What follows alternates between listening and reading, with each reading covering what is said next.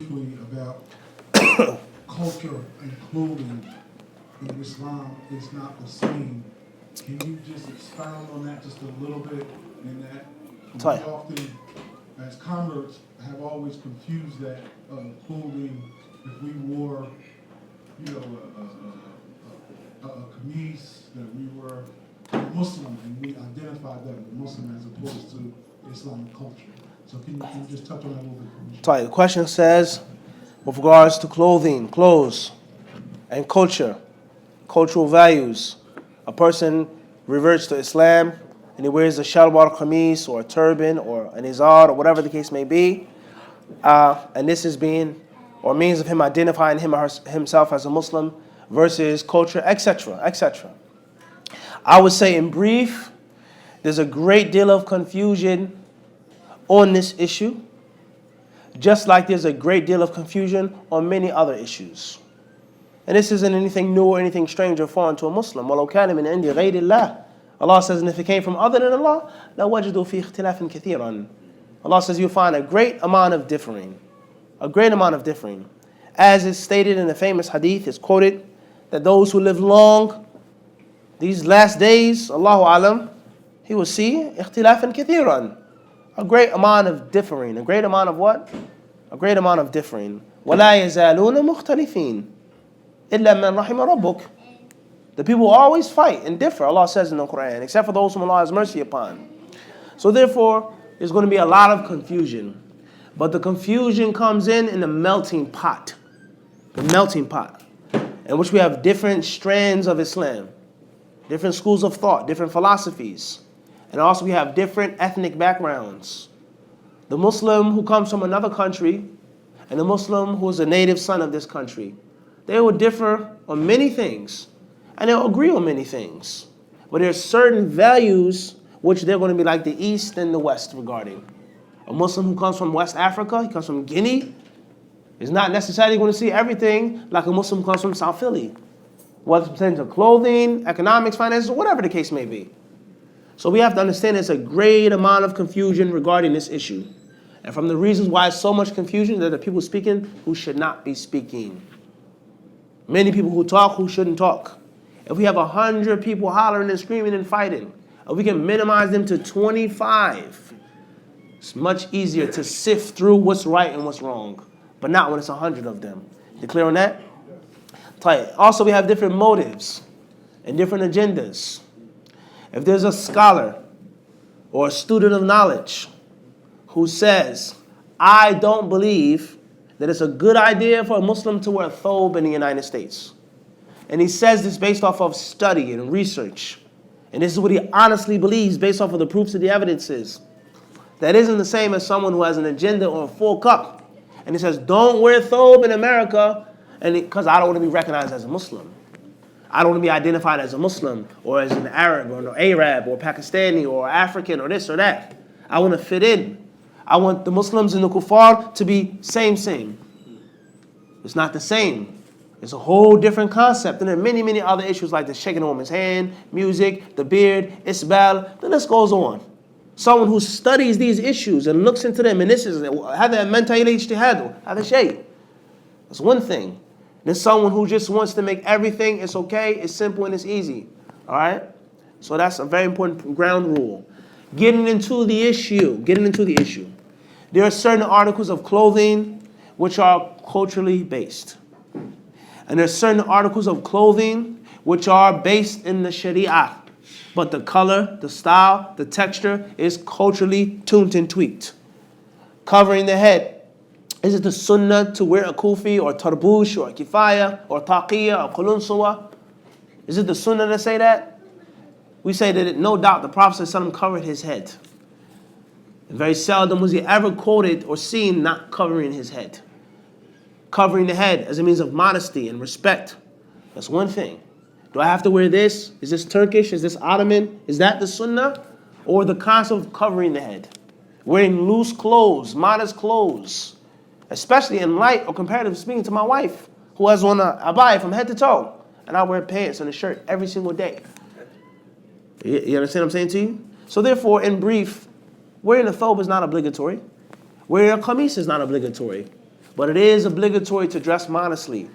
It is obligatory for Muslims to take pride and honor in his Islam. And oftentimes Islam, not all the time, I said oftentimes, it is attached to cultural background. The Muslims from West Africa, most of them, or the people from West Africa, most of them are Muslim. From Morocco, most of them are Muslim. From Saudi Arabia, most of them are Muslim. So even if it isn't a specific Sunnah act, it is a dress of what? Muslims. So would you want to be identified and recognize yourself as a Muslim or not? Push come to shove. Your own American clothing, you wear pants, you wear a shirt. I believe there should be some type of article that identifies you as a Muslim. Something. Your beard, your hat, your pants, something. Sikhs wear beards. Hasidic Jews wear beards. But how many of them trim their mustaches? How many of them? The trimmed mustache is distinguished. Henna is distinguished. Wahakada. You understand what I'm saying, Sheikh? So therefore, that's what I feel in this issue. Mandatory to wear a thobe? No. A good thing to wear a thobe or an izar or a mi'waz or whatever you call it? Perhaps it is. And if you want to wear pants and a shirt, the pants are not beneath your ankle, they're not tight, your buttocks is not exposed, things like this. Tayyib, la bas. Don't criticize someone else for wearing a thobe. So it has to be a balance and there has to be details in this issue. It has to be what? Details in this issue. But let's just stop and let's look. The Muslims who were the pioneers, the older brothers and sisters who came 30 years ago, 40 years ago, 50 years ago, if they kept their same pants and shirt and their 100% American culture, where would Islam be today, Sheikh? Where would Islam be today? And Allah knows best. That's in brief, huh? We've spoken this issue in other places. Question says, can you give tips to fight your urges to do haram? Not necessarily unnatural homosexuality, just haram acts. Jazakallahu khairan. Two main principles. As-sabr wal yaqeen. Patience and certainty. Or certainty and patience. Al-yaqeen. Certainty is, I'm certain that making zina feels good. There's no doubt, a person says in his head. But I'm also certain that the pain and the agony and the suffering and the sin that comes from that zina is going to be more. I'm certain of that. Whatever it is, I get a disease, I get a baby, I get caught, whatever, I die in that state, whatever the repercussion is, I'm certain of that. But that's not enough for me to stay away from the zina. I now need sabr. I have to be patient upon implementing my yaqeen. So learn about that act. Why is it so bad to smoke or to drink when it makes zina? Why is riba so bad? And then you have to force yourself to be patient upon avoiding it. You need both of them. It's a 1-2 punch. One punch will not win the fight. Sabr and yaqeen. So every time you think about the sin, think about what comes after the sin. And many of the pious predecessors, they would say, the pain that you may experience from avoiding the sin that your soul wants, it may be painful. The Prophet says, as-sabru diya. Patience is a light. And in the same hadith he says, as-salatu nur. Prayer is a light. The prayer of the light, or the light of the prayer is a cool light. And the sabr, its light is a burning hot light, like a lamp. It burns. It hurts you to stay away from that thing. You feel it. Your soul wants it. It's there. It's easy. They say that pain is easier than the pain that comes after you fall into the sin. The regret, the remorse, the shaitan, let alone the worldly repercussions that come when you smoke, when you drink, when you do this and when you do that. So that's the advice that I would give in brief, and Allah knows best. What is the ruling on women wearing pants only? Is women wearing pants imitating men? I would say it depends on the type of pants.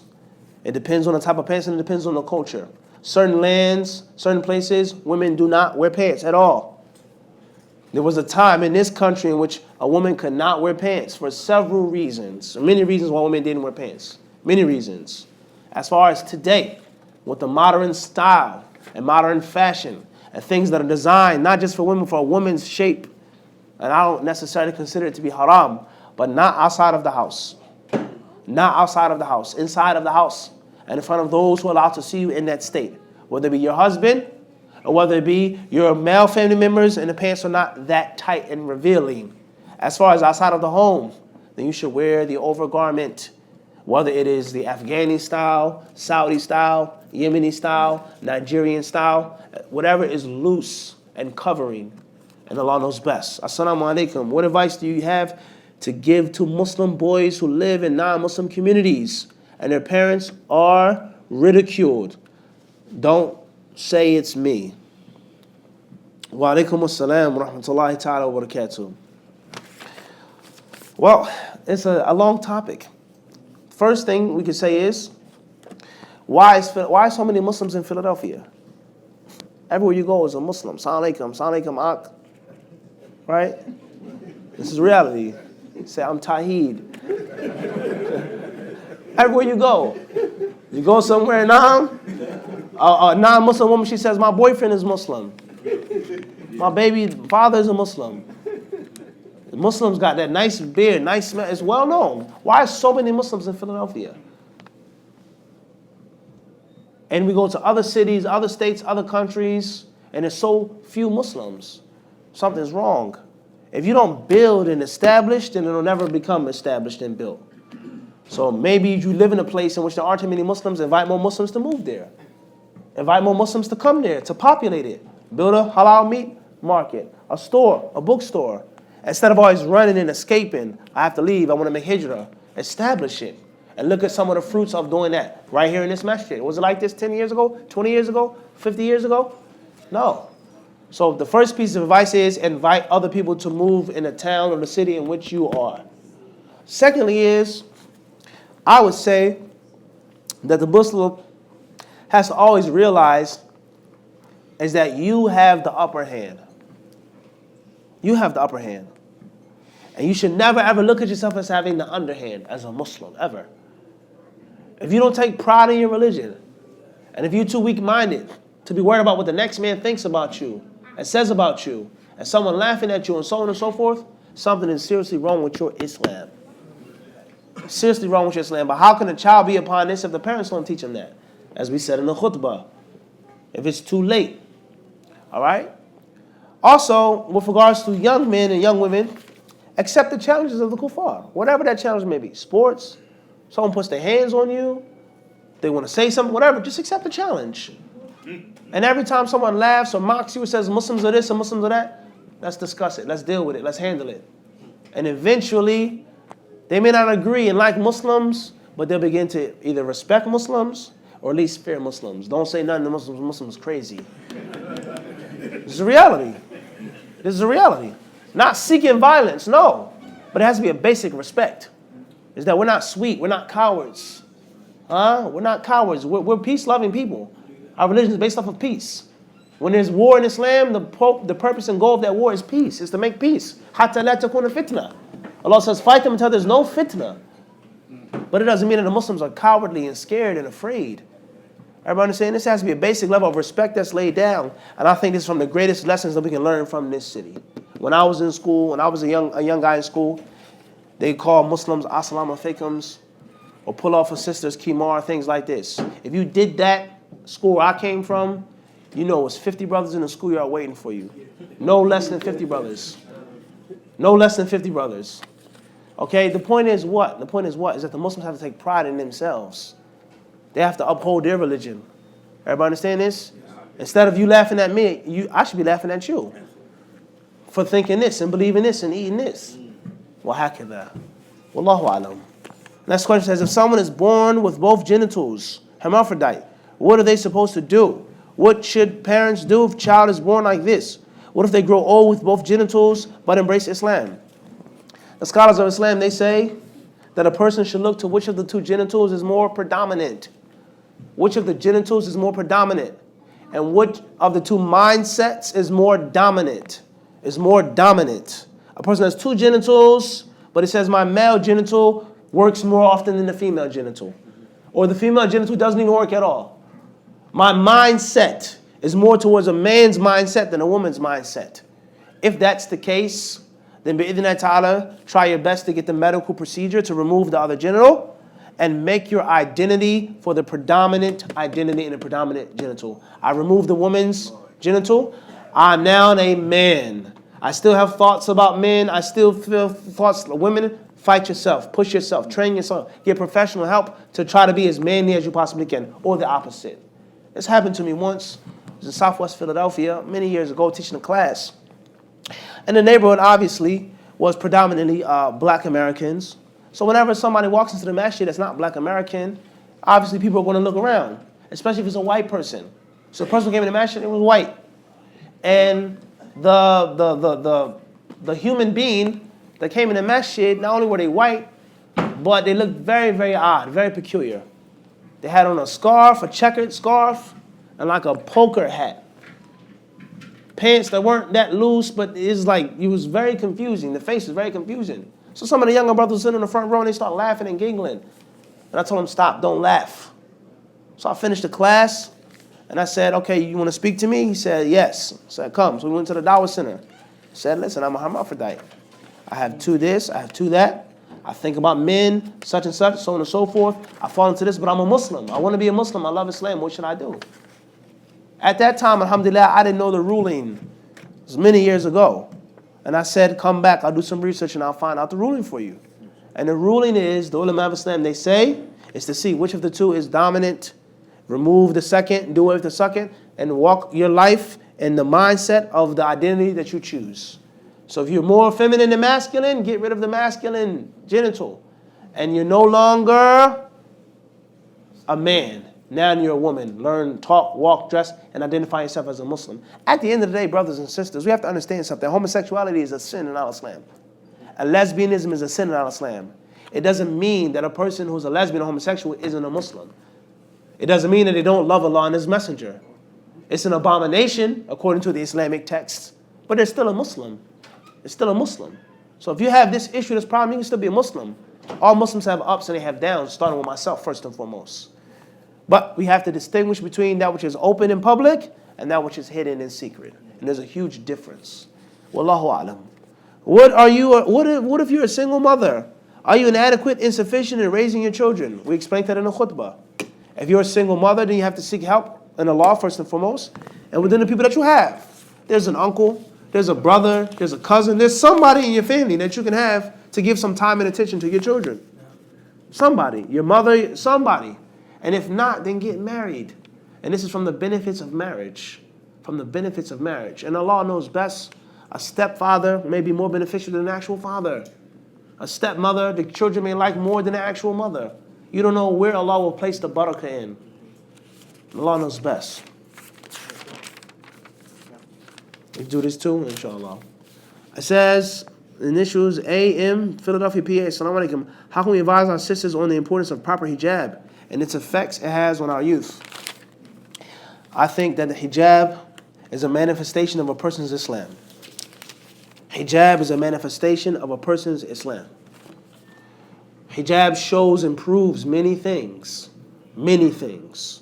So the hijab is nothing more than an extension of Islam. What is Islam? What understanding of it? What practice of it do you have that is shown in your hijab? For men and for women. For men and for women. If you have on a long, full abaya, gloves, black, you curse, you swear, you lift up your niqab and you smoke.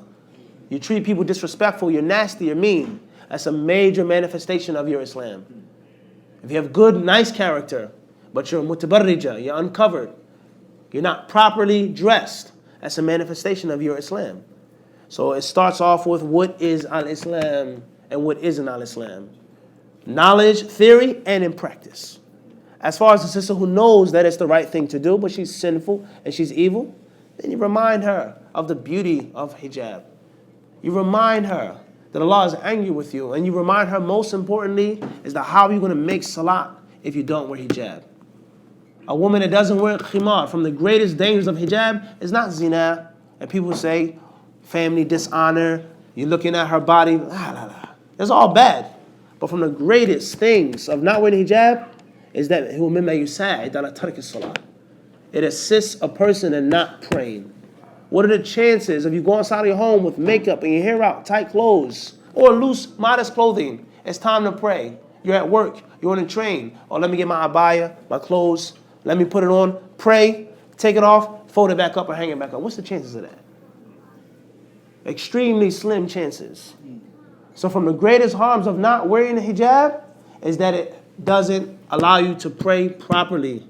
And also, if your hijab is half-half, I have on a kimar, my ears are out, my neck, or whatever the case may be, then your prayer may not be accepted as well, may not be valid as well, because it has to be done in a certain manner. So this is from the worst things of not wearing a proper hijab. And Allah knows best. In brief, question, sister, initials S from Philly, PA. What advice do you have for a parent who has a child that may be on their way to social corruption? Besides the parent just taken away from social devices like phone, computer, etc. Like we just said, sometimes it's too late. It's too late.